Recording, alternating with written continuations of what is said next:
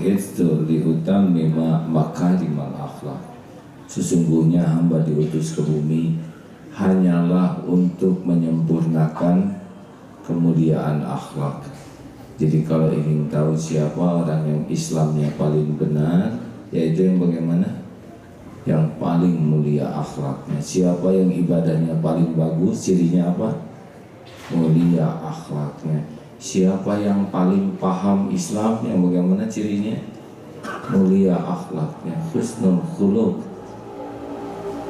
Akhlak itu apa, adik-adik? Maaf para pendengar ini nanya. Ini siaran dari Bandung. Apa itu akhlak? Respon spontan. Itu diantaranya ya, definisinya adalah respon spontan. Jadi reaksi spontan kita terhadap kesenangan dan kesusahan itu bisa menunjukkan kualitas akhlak kita. Karena itu sudah tidak dipikir dulu. Kita bereaksi itu sudah langsung dari dalam hati kita, dari dalam diri kita. Nah, jadi kita mulai usut lagi. Yang paling sukses, paling mulia adalah akhlak paling baik. Terus dari mana keluarnya akhlak baik? Dari qalbun salim. Jadi akhlak baik adalah buah hati yang bersih.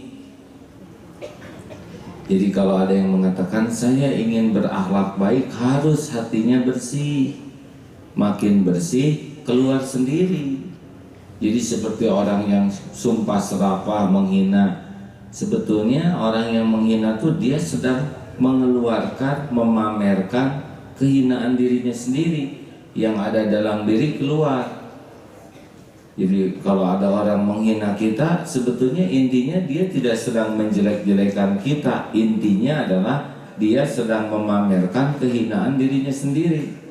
Maka Rasulullah tuh nggak pernah ngeladenin kepada orang-orang yang berperangnya seperti itu, karena sebetulnya dia hanya sedang mempertontonkan keburukan dirinya sendiri. Jelas ini adik-adikku? Jadi kalau ada orang menghina, kita hina lagi. Orang yang menjelek-jelekan, kita jelek-jelekan lagi. Orang yang membeberkan aib, kita beberkan aib lagi. Kalau gitu untuk apa sekolah? Kalau bisanya cuma niru kejelekan. Tenang aja.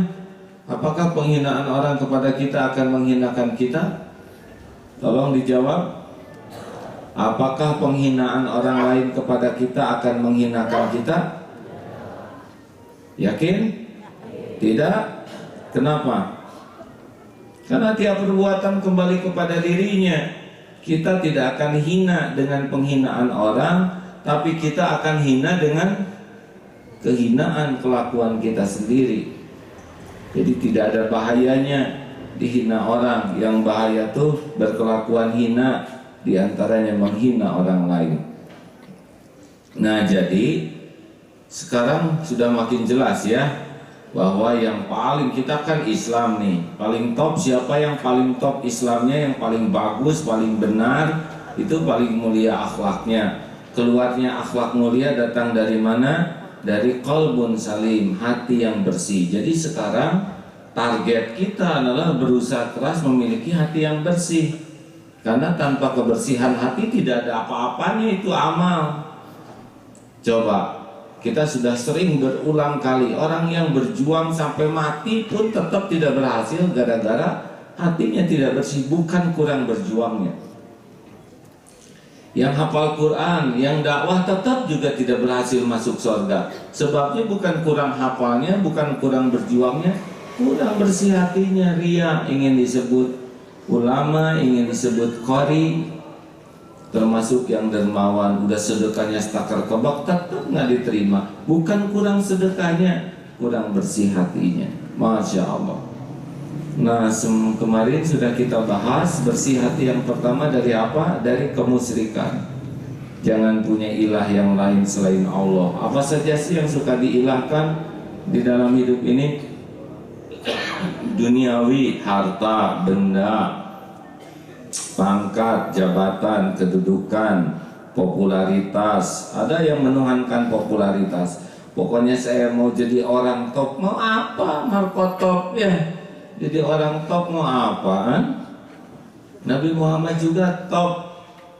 Nabi Muhammad ditopin oleh Allah.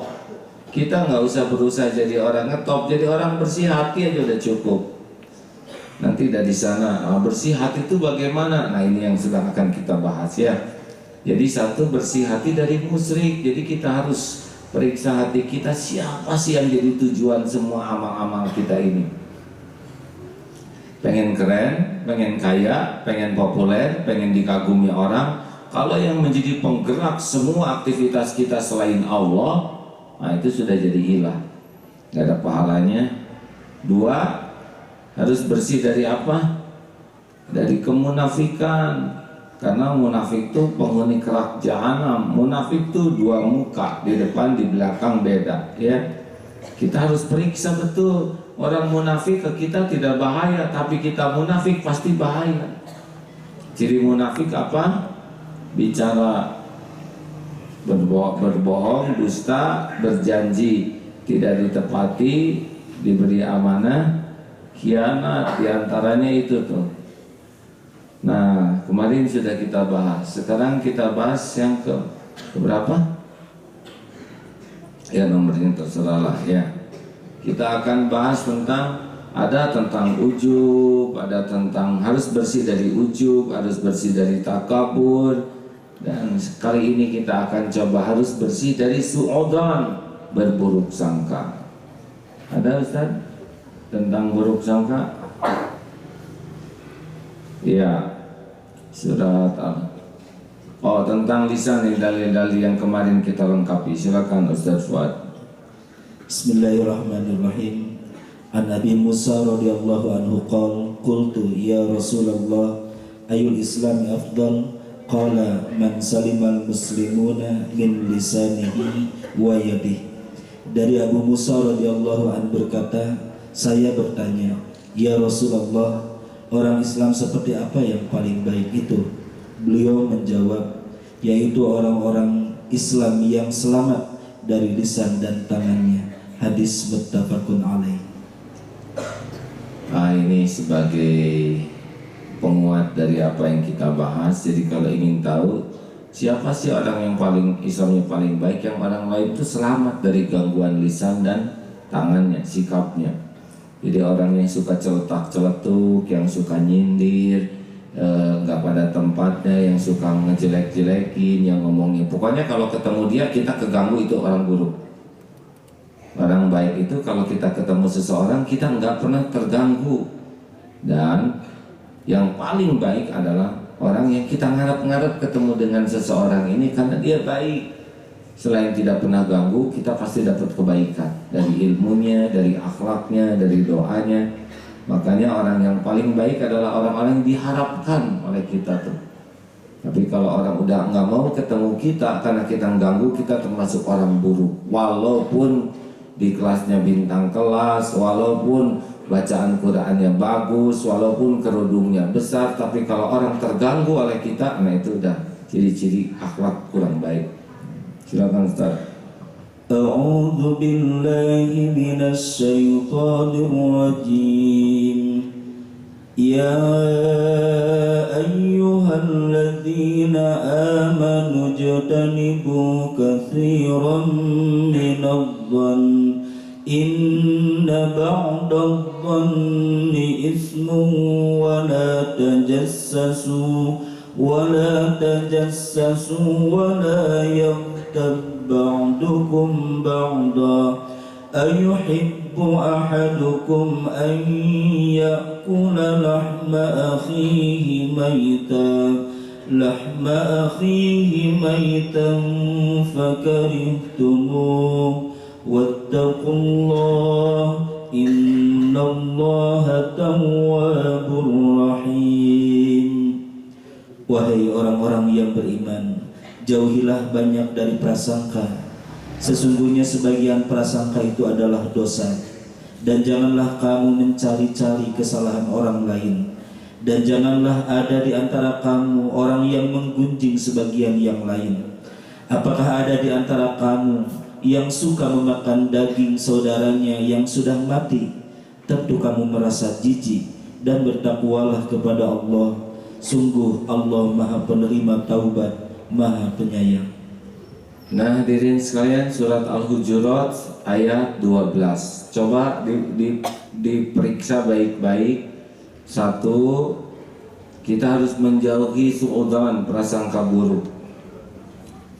Yang kedua, tajasus, mencari-cari kesalahan, kekurangan orang karena kepentingan nafsu kita, ya.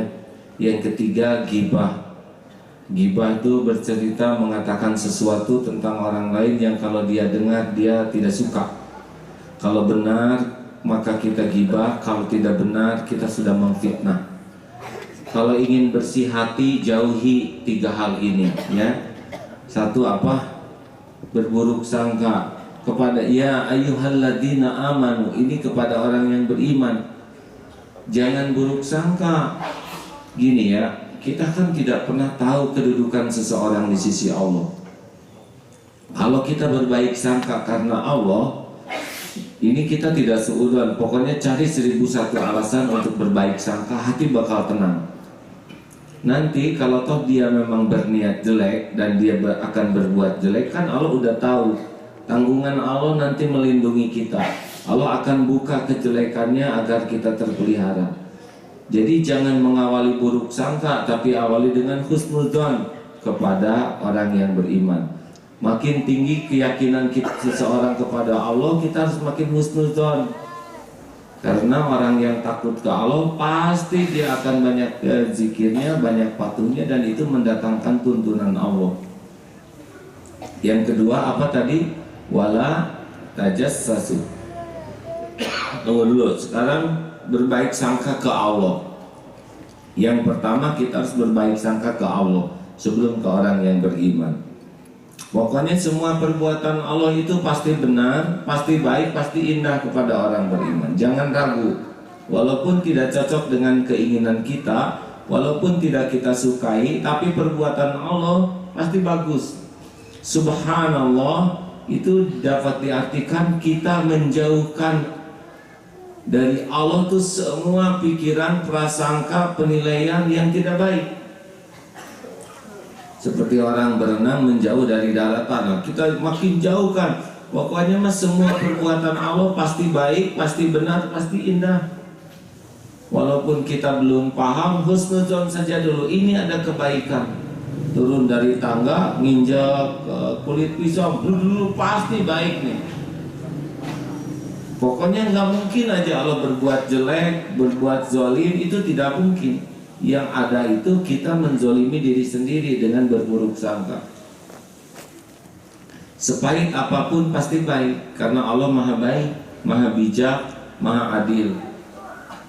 Nah, jadi jangan seudon. Pokoknya mah terima aja kalau udah dikasih takdir. Kalau nasi jadi bubur, terima sambil cari cakwe, ayam, kacang polong, kerupuk, kecap, seledri, bawang goreng, terus empal, sate kambing dan sebagainya lah ya. Jadi harus husnudzon kepada Allah. Bagaimana? Wa 'asa an takrahu syai'a wa huwa khairul lakum wa 'asa an tuhibbu syai'a wa huwa syarrul lakum. Wallahu ya'lamu wa antum la ta'lamun. Allah Maha tahu, kalian tidak tahu. Makanya jangan sok tahu. Terima sambil ikhtiar. Nah, yang kedua kepada orang yang beriman, husnudzon dulu. Kenapa dia telat? 1001 alasan. Boleh jadi dia macet, boleh jadi nolong orang di jalan. Misalkan kita rapat nih pertemuan, dia ini orang yang beriman, orang yang bagus akhlaknya, dia patuh ke Allah. Sedang acara rapat jam 2, ini datang jam setengah 3, jam 2 lewat, kita husnudzon. Dahulukan husnudzon, jangan sampai dia ngaji tetap telat. Apa artinya hafal Quran telat begini? Kita tidak tahu. Pas dia datang, kenapa kamu telat? Maaf, tadi di jalan ada anak kecil tertabrak motor sehingga saya harus bantu bawa ke rumah sakit. Tuh rugi kan? Sudah seudon. Husnuzon dulu, cari 1001 alasan. Mungkin dia nolong orang, mungkin melakukan sesuatu yang lebih wajib. Ingat tuh pernah suatu saat di Mesir ya, ada ada sebuah majelis taklim yang biasanya ini dari jauh datang tepat waktu, tapi beberapa waktu kemudian dia selalu telat ke dalam pengajian itu. Ketika tidak ada yang tahu kenapa orang ini telat, tapi karena majelisnya majelis husnudzon, akhirnya diperiksa kenapa dia telat. Ternyata pada waktu ada kumpulan sedekah, dia menjual sepedanya, dan sepeda itu disedekahkan karena memang waktu itu perlu sekali uang sedekah itu. Jadi dia tidak bilang ke orang, maaf ya saya telat karena sepeda saya sudah saya jual, sesungguhnya saya itu kan uangnya saya pakai sedekah. Enggak tuh yang soleh. Dia berusaha datang lebih awal, tapi karena harus lari jalan, begitulah adabnya kita mencari 1001 alasan untuk berbaik sangka. Enak berbaik sangka ke Allah tuh nikmat. Berbaik sangka kepada orang yang beriman itu langsung oleh Allah dikasih enak hati kita. Kalau kita suudzon berburuk sangka ke Allah, Allah tuh kok gini-gini amat, itu pasti langsung gak enak hati kita. Atau berburuk sangka kepada teman-teman yang beriman, itu juga pasti gak enak. Tapi kalau sekitar jam 1 malam ada yang kertek di jendela tuh ya, kita nggak boleh berbaik sangka. Oh, mungkin ini ada yang memperbaiki jendela malam-malam. Atau lagi di angkot ada yang ke saku belakang kita, oh dia mau nolong menghitungkan uang saya. Itu husnudzon blow on ya, itu copet. Tangkap aja. Nah, hadirin, yang kedua, jangan suka serba ingin tahu tentang orang lain. Jangan suka ngebuka-buka handphone orang. Mau apa? Motorin hati. Jangan suka ngebuka surat-surat orang yang bukan hak kita. Jangan serba ingin tahu itu motor lunas enggak, itu rumah cicilan siapa ya, itu kenapa anaknya rambutnya keriting padahal bapaknya enggak. Pasti ada keanehan. Kenapa? Serba rumit. Keriting itu kan boleh jadi ibunya kesetrum waktu sedang hamil. Nah, hadirin, pokoknya jangan suka nyelidikin orang lain. Jangan serba ingin tahu yang tidak hak tahu dan tidak manfaat untuk tahu.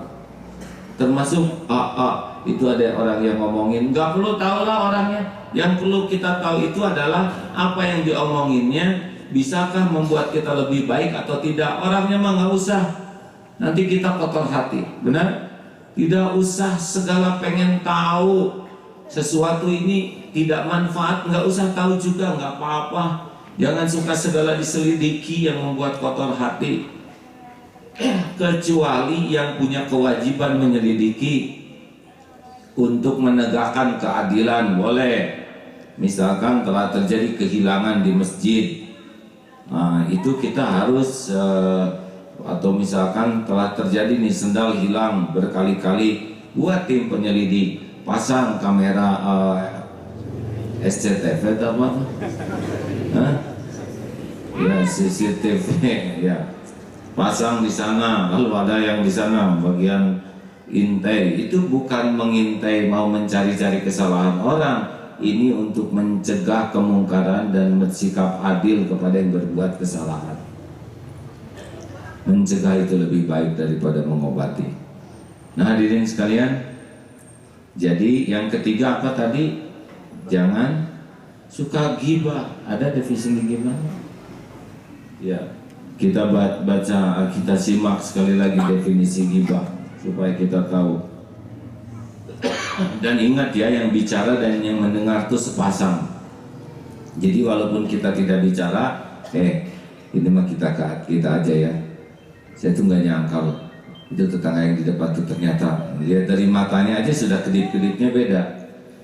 Oh, ini walaupun saya itu jadi dosanya sama, karena hatinya sudah sama. Dan ini dosanya bisa, nauzubillah, dianggap sebagai pemakan bangkai, pemakan mayat yang saudaranya sudah mati. Jadi Al-Quran mengisyaratkan penggibah itu seperti kanibal, seperti pemakan mayat dan mayat saudara yang dia makan. Nauzubillah min dzalik. Jadi para penggibah ini manusia menjijikan, manusia hina, manusia nista. Oleh karena itu jangan jadi penggibah dan jangan mau ngobrol dengan penggibah. Silakan Ustaz. Dari Abu Hurairah bahwasanya Rasulullah Shallallahu Alaihi Wasallam bersabda, tahukah kamu apakah gibah itu? Mereka menjawab, Allah dan Rasulnya lebih mengetahui. Beliau bersabda, yaitu kamu menceritakan sesuatu tentang saudaramu yang ia benci bila itu diceritakan. Mereka bertanya, lalu bagaimana jika apa yang saya ceritakan tentang saudara saya itu benar? Rasulullah SAW bersabda, jika apa yang kamu ceritakan tentangnya itu benar, berarti kamu telah melakukan ghibah terhadapnya. Dan jika apa yang kamu ceritakan itu tidak benar, berarti kamu telah memfitnahnya. Hadis riwayat Imam Muslim. Dahlah, sekarang menjaga mulut kita ini ya. Sepakat nih reading semua? Ibu-ibu, ibu, tolong pastikan ya, jangan sembarang ngobrol. Daripada sembarang ngobrol, mendingan zikir, mending ngapalin Quran. Kalau sudah pasti benarnya, pasti manfaatnya, pasti niatnya bagus, baru ngobrol. Kalau hanya sekedar ngobrol rame, cilaka. Cilaka, bisa kotor hati kita, bisa buruk akhlak kita. Kalau sudah kotor, buruk, kita sudah tidak punya apa-apa lagi. Pahala kita akan dioper tuh, dikasihkan kepada orang yang kita gibahi. Dan kalau habis pahala kita, dosa orang yang digibahi bisa kita pikul sebagai keadilan atas keburukan yang kita lakukan kepada dia.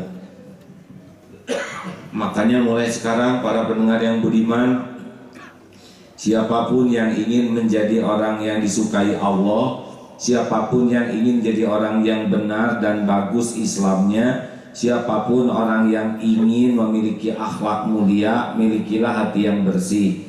Di antara upayanya, amalkan surat Al-Hujurat ayat 12 ini. Jauhi prasangka, karena sebagian dari prasangka itu dosa. Yang kedua, jangan suka ngorek-ngorek, jangan suka serba ingin tahu keadaan orang lain yang tidak hak kita tahu, tidak manfaat kita tahu, bahkan mengotori hati jikalau kita tahu. Dalam surat Al-Mujadalah ayat 7, tidakkah engkau perhatikan bahwa Allah mengetahui apa yang ada di langit dan apa yang ada di bumi? Tak ada pembicaraan rahasia antara tiga orang, melainkan dialah Allah yang keempatnya. Tidak ada 5 orang, melainkan dialah Allah yang keenamnya. Dan tidak ada yang kurang atau lebih dari itu, lebih banyak dari itu, melainkan dia, Allah, pasti ada bersama mereka dimanapun mereka berada. Kemudian Allah, dia akan memberitakan kepada mereka di hari kiamat apa yang telah mereka kerjakan. Sungguh Allah Maha mengetahui segala-galanya. Allah Maha mengetahui segala sesuatu. Jadi nggak ada tuh orang ngobrol yang tidak didengar Allah. Tidak ada. Walaupun bisik-bisik sampai tidak kedengaran apa yang dibisikinya, pasti Allah tahu. Dia ngobrol di tempat gelap sampai dia tidak lihat apa-apa, tetap Allah tahu. Oleh karena itu, selalu sadar wa huwa ma'akum aynama kuntum, dan dia bersamamu dimanapun kamu berada. Tambahkan Ustaz Fuad, silakan. Dari Abu Hurairah dari Nabi SAW bersabda, ada kalanya seorang hamba berkata satu kata yang diridhoi Allah, sehingga Allah mengangkat derajatnya beberapa derajat. Dan ada kalanya seorang hamba berbicara dengan satu kalimat yang dimurkai Allah, sehingga menjerumuskannya ke dalam neraka jahanam. Hadis muttafaqun alaih. Diriwayatkan dari Abu Hurairah radhiyallahu an berkata, Rasulullah sallallahu alaihi wasallam bersabda, barang siapa yang beriman kepada Allah dan hari kiamat, hendaklah ia berbicara hanya perkara yang baik atau diam. Hadis muttafaqun alaih. Jadi bisa jadi sepatah kata kita bergurau, dan perkataan itu adalah perkataan yang Allah sukai, itu bisa membuat Allah ridho ke kita. Kalau perkataan yang disukai, jadi orang yang biasa berkata baik, jadi ketika berkata sepatah kata pun baik, itu bisa diridhoi Allah. Dan yang bahaya itu yang biasa celetak-celetuk, yang biasa sembarang berkomentar, dan komentarnya itu dimurkai Allah, dan jadi dia itu celaka karena sepatah kata yang dia katakan. Jadi jangan merasa aman, jangan merasa remeh dengan sepatah kata, karena bisa menentukan celaka atau mulia. Falyaqul khairan aw liyasmut, berkata benar, baik atau diam. Nah, demikian para pendengar, rangkaian dari upaya kita memiliki qalbun salim, jauhi perkataan yang berlebihan. Kemarin masih ingat? Jangan suka dilebih-lebihkan, didramatisir supaya orang terkesan, supaya orang kagum, supaya orang kasihan ke kita, simpati. Tidak usah, ya, apa adanya aja. Kasihan sekali tuh waktu seorang itu jatuh, dia terpleset sampai tertimpa, padahal tertimpa ranting, tapi didramatisir seperti yang tertimpa balok. Dan itu darahnya itu, padahal darahnya mimisan, tapi ya begitulah orang didramatisir.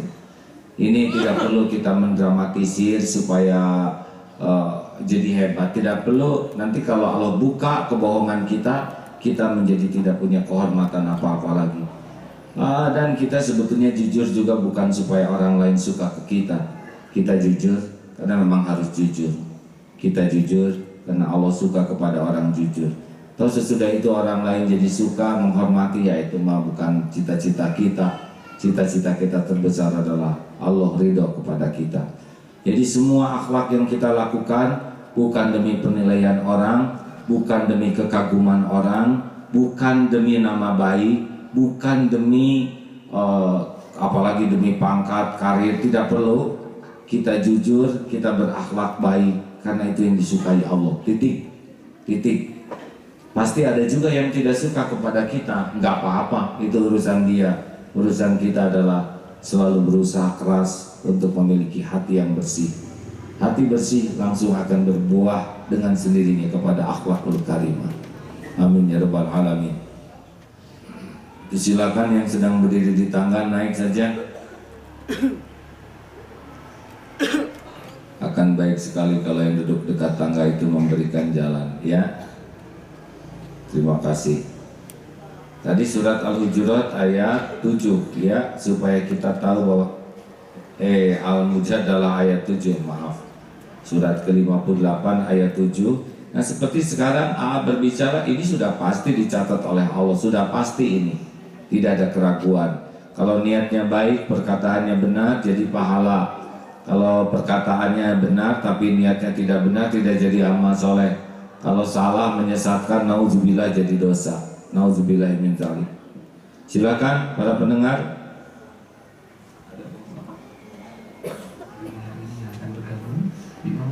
Ini ada tamu ini. Boleh acungkan tangan, tamu dari mana? Pemalang, acungkan tangan. Ada yang hanya 6 orang? Banyak, coba mana? Malang. Mana yang dari Pemalang, boleh acungkan tangan? Iya, terima kasih. Terima kasih, selamat datang ya. Terima kasih Pak, Bu. Ya silakan. Assalamualaikum warahmatullahi wabarakatuh. Baik, alhamdulillah, dengan sahabat siapa di mana Pak? Dengan Miftah dari Cililin. Baik, silakan sahabat Miftah dari Cililin. Iya, Pak Miftah silakan. Ini yang dulu nelpon. Ya, alhamdulillah. Apa kabar Pak Miftah? Alhamdulillah. Bagaimana di Cililin, di lingkungannya, semakin banyak yang ikut menyimak acara ini? Alhamdulillah, saya juga yang dibuka untuk dibuka gitu, untuk saya waktu dakwah, alhamdulillah. Jadi sudah tersistem di masyarakat, alhamdulillah banyak. Alhamdulillah. Kalau manfaat, bantu sebarkan ya. Baik, gimana Miftah, ada yang akan disampaikan? Saya ingin berusaha agar selalu semangat dalam berbuat apa yang berbuat baik seperti apa, dan mohon doanya kepada semua, insya Allah di daerah Pahala di daerah pembangunan masjid, insya Allah mohon doanya kepada semua. Pembangunan masjid. Baik, Baik, terima kasih Miftah. Apa yang dirasakan sesudah menyimak dan kita dalam kebersamaan kita? Ya, alhamdulillah menjadi semakin semangat Semangat dan jelas, ya betul. Karena ada orang yang semangat tapi nggak jelas, turun terus sana, turun terus ini, tapi nggak jelas. Jadi selain kita semangat, kita juga harus jelas yang kita lakukan ini kebenarannya jelas. Caranya jelas, jadi efektif, betul tidak? Karena ada orang yang semangat, lari sana, lari sini, tolong ambilkan kerudung, bulucut lari, dia ambil, semangat sekali, ya datang, bukan yang biru, yang merah, bulucut lagi lari, ya bukan yang merah ini, merah kotak-kotak bulucut, dia sampai 10 kali, akhirnya dia tengkurap, dan kerudungnya nggak nyampe, ya. Jadi harus efektif, setuju? Harus gol, ada gol. Apa gol terpenting sekarang yang Miftah cita-citakan? yang kemudian sekarang saya juga kita minum waktu ya di masyarakat masih banyak anak insya Allah yakin banyak ya kendala insya Allah yakin akan melakukan. Iya. Boleh memberikan saran kalau membangun masjid? Yang terpenting dari membangun masjid bukan fisik masjidnya, tapi membangun orang-orang yang membangunnya, ya. Panitianya harus lurus niatnya, jangan sampai salah niat. Panitia juga harus bersih amalannya, jangan menghibah-hibah, meminta belas kasihan orang, ya. Yang membangun masjid tuh Allah jangan tolong dong sumbang kami, enggak bagus ini. Ini tidak jelas karena sebetulnya yang panitia itulah yang membantu orang-orang yang punya uang sehingga uangnya bisa manfaat jadi amal jariah. Jadi kita tidak dalam posisi minta-minta sebetulnya, tapi para pembangun masjid itu adalah posisi membantu orang supaya dapat informasi ladang amal, supaya bisa beramal, dan itu pahalanya untuk yang bersangkutan. Jelas? Makanya buat proposal boleh, tapi yang tidak kalah pentingnya adalah kita harus tahu hanya Allah yang menggerakkan siapa yang Dia kehendaki. Jadi jangan sampai seperti yang segala akal, segala cara sehingga menjatuhkan kehormatan, kemuliaan dan martabat Islam itu sendiri. Ya, setuju? Sing mantap aja, tenang, bukan juga ujub tapi tidak menghibah memelas, ya. Allah Maha Kuasa membangun apapun. Terima kasih Miftah. Semoga menjadi kunci pembuka hati, pembuka hidayah, pembuka ilmu. Makasih ya. Assalamualaikum warahmatullahi wabarakatuh. Nah, saudaraku sekalian, pendaftaran santri baru program beasiswa tahfidz Quran 30 juz. Sementara ini khusus ikhwan, usia minimal 17 tahun, maksimal 25 tahun. Sehat jasmani rohani, 3 syaratnya masih layang-lajang, masih belum menikah, 4 tidak dalam ikatan dinas ataupun program lain, yang kelima tidak merokok dan bebas narkoba, 6 hafal juz 30, 7 sudah lancar membaca Al-Quran. Silakan selambat-lambatnya tanggal 15 Maret. Jadi sudah akan dibuka lagi program angkatan-angkatan baru yang betul-betul beasiswa. Silakan bagi saudara-saudara yang punya anak atau sanak saudara 17 tahun udah tamat SMA belum nih? Pokoknya tamat SMA lah bagus ya. Atau saya hanya tamat SMP, enggak apa-apa, sini aja.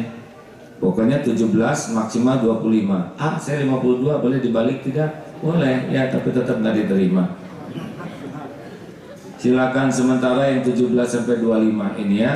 Ini sebulan sejus, jadi insya Allah dalam 30 bulan diharapkan sudah hafal 30 juz.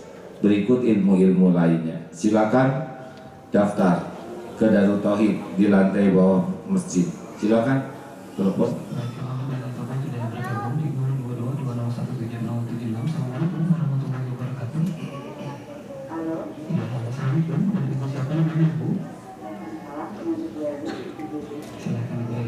Di mana Bu? Waalaikumsalam warahmatullahi wabarakatuh. Cibiru, ya silakan. Iya, waktu dulu sekarang saya udah nggak jualan. Waktu saya masih jualan, kan namanya itu ya, sambil belanja dan lengkap, tapi ngomongin ketangannya ini. Iya. Sama mengkarir, saya cuma mendengar aja kalau langsung nikah juga saya nggak enak gitu ya. Takut jualan nggak laku gitu. Ya dia udah belanja cuma dia udah dengerin aja, tapi nggak ngomongin gitu lah. Ibu dengerin yang seperti itu, hati ibu jadi bersih atau tidak? Nggak ngerasa nggak enak juga gitu. Nggak enakan ya, berarti sudah semakin ternodai itu dengan begitu. Nah itu sebuah kemungkaran. Terus jadi gimana Bu? Ya, sekarang saya sudah nggak jualan lagi. Jadi saya berpikir jadi berarti betul ya, Allah memberikan ujian tidak ada yang niatnya tidak baik gitu. Mungkin saya dijauhkan dari yang begitu-begitu itu lah. Ya pertolongan Allah Bu, kalau kita dijauhkan dari lingkungan, dari keadaan yang akan membuat hati kita semakin terkotori, itu karunia Allah. Jadi apapun yang membuat hati jadi bersih itu karunia, walaupun di PHK, walaupun kita jadi bangkrut usahanya, ya. Kalau usahanya lagi maju-majunya, ujub, ria, takabur, oleh Allah dibangkrutkan aja usahanya, sehingga dia bergantungnya hanya ke Allah, ikhtiarnya jadi bersih.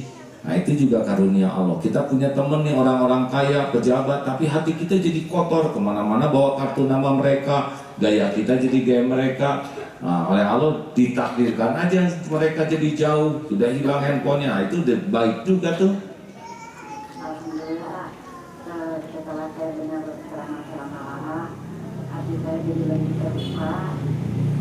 Jadi segala sesuatu yang terjadi atas izin Allah itu untuk kebaikan kita.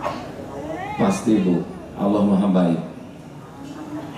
Nah, sekarang saya juga jadi gimana kalau ada orang yang menikah itu nggak enak di telinga gitu, tidak ada perasaan sendiri. Jadi saya berusaha saat bukan memutuskan silaturahmi, tapi menjaga jarak. Iya Bu, seperti kita sedang sakit perut, menjaga jarak dari rujak walaupun enak, tetap aja itu suatu kebaikan, karena kalau kita makan mulusnya kambuh, ya. Nanti kalau ibu sudah mantap, datangi lagi tuh ibu yang tukang gibah teh, didakwahi baik-baik ya. Baik. Sekalian, saya udah terdaftar di SMS Tauhid, tapi belum ada yang masuk SMS-nya. Begitu? Baik, dicek lagi ya Bu ya. Terima kasih Bu. Nah saudaraku sekalian, dengar baik-baik, mohon maaf ini ya. Apapun yang terjadi yang membuat hati kita jadi bersih itu karunia besar. Misal kita ditakdirkan, diberikan oleh Allah sebuah rezeki, tapi rezeki itu membuat ujub, ria, takabur, senang belanja, berbuat maksiat. Lalu oleh Allah ditakdirkan rezekinya jadi seret, tapi dengan seret itu kita jadi susah sombongnya, jadi tidak bermegah-megah, bermewah-mewah. Itu bagian dari karunia Allah. Jadi jangan heran kalau Allah menolong kita dengan hal yang tidak kita sukai, tapi itu menyelamatkan. Silakan. Silakan Anda sahabat TV juga pendengar di 022-2017576 dan bagi Anda sahabat TV juga pendengar yang berada di luar negeri, Anda bisa menambahkan kode ARA Indonesia 6222017576. Bagaimana sudah ada yang terhubung di line telepon, tapi sedang ditanyakan oleh operator. Kita akan Assalamualaikum warahmatullahi wabarakatuh. Warahmatullahi wabarakatuh. Baik, silakan Bapak siapa namanya? Dadang Sulaiman di Bayaran. Silakan. Assalamualaikum warahmatullahi wabarakatuh. Waalaikumsalam warahmatullahi wabarakatuh Pak Dadang. Mungkin di luar tema akan bertanya sama Pak. Silakan Pak. Saya ingin sekali menjadi orang yang bersih hati seperti tadi yang 3 kategori, tapi berat sekali rasanya. Walaupun berat, saya ingin bisa dan biasa, pastinya akan luar biasa. Yang kedua, apa arti tawadu? Karena di anak-anak jalanan saya memberikan anak jalanan bersatu yang artinya beribadah, ta'uyunan, tawadu. Tapi tawadu itu nggak tahu apa artinya. Dan yang selanjutnya, dari tahun 2004 kami sering mengunjungi AA sebelum buntung. Sekarang kan saya undang buntung, jadi nggak bisa ketemu AA. Dan saya ingin sekali kedatangan AA untuk mengisi acara anak jalanan yang 26 tahun. Ada acara Isra Mi'raj tanggal 6 Juni yang akan datang. Karena ribuan orang yang sedang menanti AA di daerah saya, tepatnya di Babakan Kertajaya, RT 01, RW 14, Desa Kertajaya. Yayasannya Majuan Diri, perkumpulan anak-anak jalanan, yatim piatu, kaum duafa, dan jompo nutrisia. Terima kasih. Apa arti dari tawadu?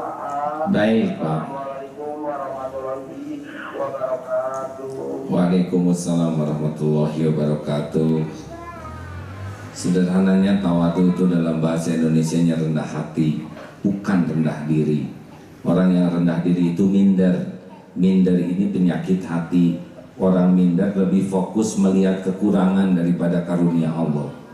Orang minder itu akan tidak enak hidupnya, gelisah, bersembunyi, menyendiri, mengasingkan diri, serba malu ketemu orang, karena dia lebih fokus melihat yang kurang versi dia. Padahal Allah menciptakan kekurangan pada diri kita, itu pun bagian daripada tanda kesempurnaan perbuatan Allah. Ada yang karena kakinya kemudian dia merasa minder, padahal Allah menciptakan kelebihan lainnya. Allah Maha Adil. Nah, kalau tawadu itu orang yang rendah hati. Tawadu, ada yang tawadu palsu. Tawadu palsu itu adalah orang yang merasa diri rendah hati dan ingin diketahui oleh orang sebagai orang rendah hati. Misal begini ya, kita rajin ngepel. Bagi yang tawadu palsu itu, ngepel tuh menganggap, oh ini saya hebat nih, saya sudah bisa ngepel. Padahal ngepel biasa saja, standar ya. Ini seorang ibu rumah tangga misalkan yang kurang tawadu. Kalau dia nyapu, dia ingin diketahui orang lain. Kalau dia ngurus rumah, dia ingin diketahui orang lain sebagai ibu yang rajin. Kalau dia ngurus anak, ingin diketahui orang lain. Ini tidak tawadu, dia sebetulnya berpura-pura tawadu. Kalau di masjid ini ada yang ngerapiin sendal, tapi dia matanya nggak ke sendal, dia lihat sana sini supaya mana kok orang nggak ada yang lihat saya. Itu juga tawadu palsu. Orang yang tawadu asli tidak merasa dirinya tawadu, karena dia merasa ini hal yang wajar dilakukan. Ngepel, membersihkan lantai, nyuci, ke pasar, bawa sendiri, kadang jalan kaki, nggak ada dia merasa spesial dengan tindakan itu. Ke kantor naik ojek walaupun dia punya mobil bagus, dan ke kantor waktunya pergi naik ojek, harus naik angkutan umum, dan dia tidak merasa spesial karena dia merasa itu wajar saja. Lihat di koran kemarin, wali kota Inggris tuh, salah satu kota di London atau apa, kalau ke kantornya naik ke MRT-nya, kereta, dan itu biasa. Ada juga di Belanda yang jenderalnya tuh kalau ke kantor itu naik sepeda ya, dan itu dianggap biasa karena rata-rata pagi-pagi mengambil barang, dan itu biasa. Nah, ini tidak berarti kita harus meniru begitu, seakan harus naik kereta, padahal keretanya ada di luar kota, jadi pusing sendiri. Proporsional saja. Apalagi Nabi Muhammad SAW. Intinya adalah kita melakukan sesuatu tidak melihat orang lain lebih rendah dari kita. Begitu. Rasulullah tawadu sekali. Di rumah beres-beres sendiri, ke pasar bawa belanjaan sendiri. Kalau ada orang nyapa, beliau tidak hanya melarikan leher tapi seluruh badannya. Dan kalau beliau jumpa orang itu pasti kalau pulang pikirannya sama, saya adalah orang yang paling utama di hadapan Nabi. Kenapa? Karena Nabi kalau jumpa orang itu perhatiannya penuh. Selain wajah, tubuh, sikap, hati hadir, sehingga orang itu bisa merasakan penuhnya perhatian. Mungkin perjumpaannya cuma 2 menit, 3 menit, tetapi karena hadir, ini ada orang yang badannya dekat tapi hatinya tidak dekat. Ini juga rada susah dirasakan keakrabannya. Begitu, silakan. Tentang undangan ceramah, insya Allah nanti ya, mudah-mudahan teman-teman di Darut Tauhid bisa mencatat dan mengatur di sana. Baik, alhamdulillah saya telepon sudah kembali bergabung di 022-201-7076. Assalamualaikum warahmatullahi wabarakatuh. Waalaikumsalam warahmatullahi wabarakatuh. Baik, ini barang-barang dulu bagi titipan terlebih dahulu. Baik, halo dengan ibu siapa namanya? Dengan ibu. Ibu siapa ibu? Halo semuanya. Waalaikumsalam warahmatullahi wabarakatuh. Mudah-mudahan maaf jaga kalau ada dalam dengan Allah. Amin ya rabbal alamin. Mudah-mudahan dan Allah taat yang sehat walafiat. Amin, amin ya rabbal alamin. Itu kan sudah nomor telepon ayat. Iya. Kalau itu belum dapat, padahal saya sama sekali ini komisi gitu dari AA punya masalah sama ayah kan ya baik kan dibicarakan di sini. Mohon pengertian AA ya. Gitu aja. Assalamualaikum warahmatullahi wabarakatuh. Pengertian pengertian oh ya, jadi ada punya masalah lalu memerlukan nomor telepon gitu, silakan Bu. Kalau diumumkan di sini nomor teleponnya tidak salah sih, tapi pengalaman yang sudah itu SMS yang masuk dan telepon tuh seperti yang rada jarang berhenti dan kasihan jadinya, sedangkan suka banyak tugas sehingga kalau telepon tidak terangkat, SMS belum terjawab itu karena suka banyak yang masuknya ya. Mudah-mudahan ada takdirnya nanti bisa berkomunikasi. Sebetulnya saya senang sekali karena setiap dengan ada yang curhat, selain jadi nambah ilmu, nambah wawasan, mudah-mudahan juga jadi ladang amal. Saya pun bisa belajar dari yang curhat. Begitu. Nanti mungkin ini tim operator bisa membantu ya. Ya, terakhir. Assalamualaikum warahmatullahi wabarakatuh. Waalaikumsalam warahmatullahi wabarakatuh. Baik, alhamdulillah ibu siapa namanya ibu? Ibu Helmi dari Payakumbu. Baik, Payakumbu di Sumatera ya Bu? Iya, Kak. Baik Bu. Assalamualaikum warahmatullahi wabarakatuh. Waalaikumsalam warahmatullahi wabarakatuh. Ibu lewat radio apa bisa dengar ini Bu? Papa Tindo. Oh, alhamdulillah. Iya. Gini dan menanyakan gimana kalau kan sering sakit gitu kan. Jadi kadang-kadang kan merasa letih, merasa lemes gitu, kurang rasanya keimanan gitu kan. Artinya untuk melaksanakan ibadah gitu kan, karena sakit yang sangat gitu kan. Jadi malam-malam biasa bangun buat tahajud, insya Allah kan. Jadi beberapa hari ini saya agak malas gitu, bangun tidur gitu kan. Tapi untuk begini itu rasanya gimana gitu. Ya Bu. Iya. Memang ada episode-episode seperti ini. Kalau ibu masih bisa memaksakan dan tidak jadi mudarat, paksakan aja Bu. Biasanya setan kan tidak mau kita tahajud ya. Iya. Ibu bangun aja, paksakan wudhu. Nanti jangan heran kalau setannya terbirit-birit tidak bisa nipu ibu lagi. Biasanya nafsu tuh Bu nggak mau membuat kita tahajud, nggak mau saum, nggak mau ngaji. Dan itu seperti triplek pipis, dobrak aja. Gak pengen ngaji, gak pengen tahajud gitu Bu. Gitu Bu ya. Itu kan saya Jakarta lagi gitu kan, mau cek lagi gitu kan di rumah sakit gitu kan, di Jakarta di kabarnya ada bisa agak murah gitu biaya gitu, ternyata malah lebih mahal gitu ya. Iya, udah dapat informasi lagi untuk di Malaysia gitu kan.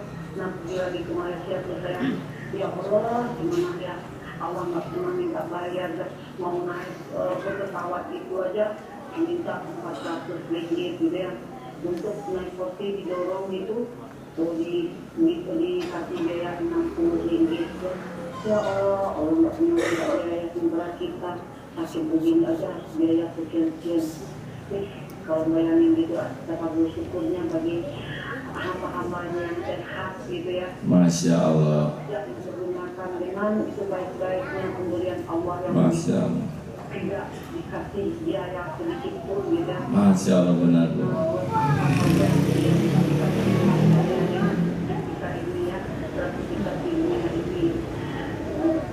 Baik Bu, baik.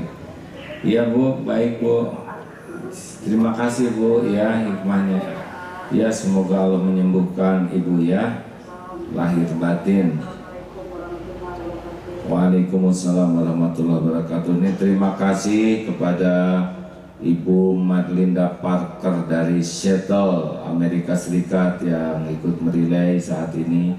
Juga Ibu Dina dari Kanada. Jadi saat ini bisa disimak lewat TV internet, SMS tauhid.tv dan salingsapa.com.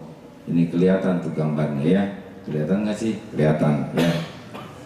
Nah, ini pengumuman terbuka sehubungan dengan di Jawa Barat sedang ada hajatan pilkadal ya, pemilihan kepala daerah langsung, pilgub, pemilihan gubernur. Sebetulnya saya tuh kalau demokrasi itu asa kurang adil ya.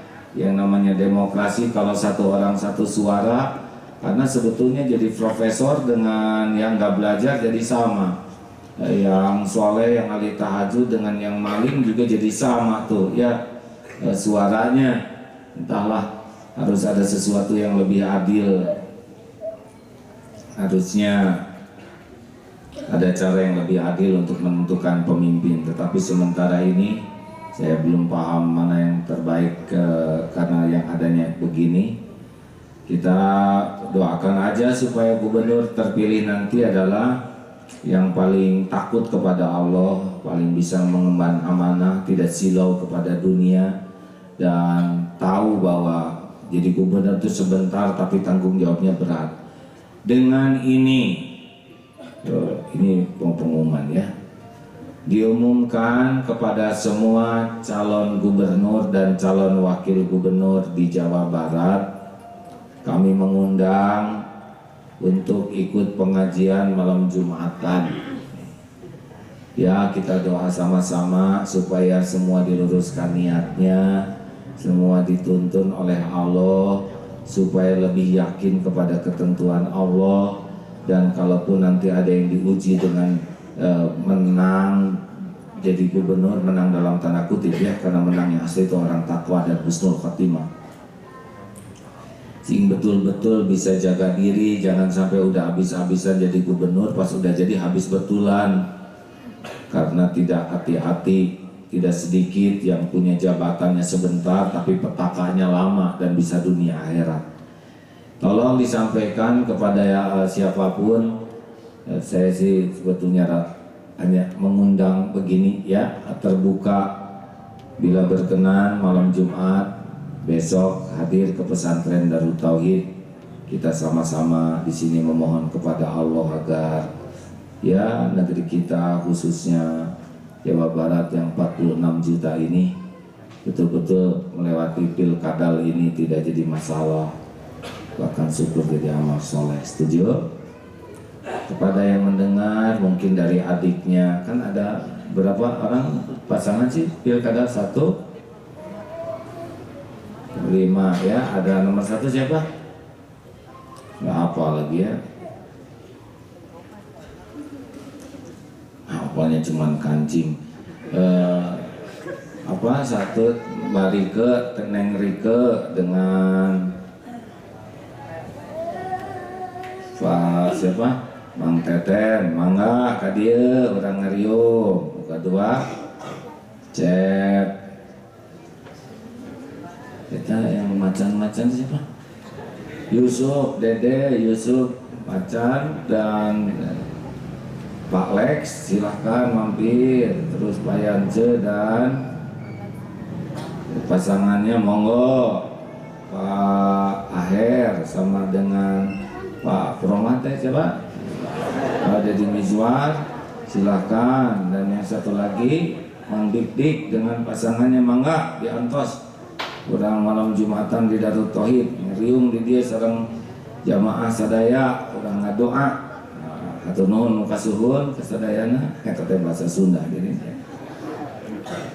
Terima kasih para pendengar yang baik, mudah-mudahan Allah mengampuni andai kata perkataan, sikap, nada ini mengotori hati diri dan mengotori pendengar. Mudah-mudahan kita diberikan kepekaan terus menerus untuk bisa memeriksa hati kita, untuk bisa jujur melihat kekurangan kita dan bisa tobat sehingga kita memperbaiki diri dari waktu ke waktu jadi lebih baik. Hasbunallah wa ni'mal wakil, ni'mal maula wa ni'man nasir. Walhamdulillah. Assalamualaikum warahmatullahi wabarakatuh. Ini ada belajar apa pagi ini? Olahraga. Itu kalau main futsal tuh jangan suka rebutan ya. Kita tuh harus jaga kebersihan hati, terutama kiper. Jangan suka menghalang-halangi. Coba main futsal sama kalah ya pasti enak ya.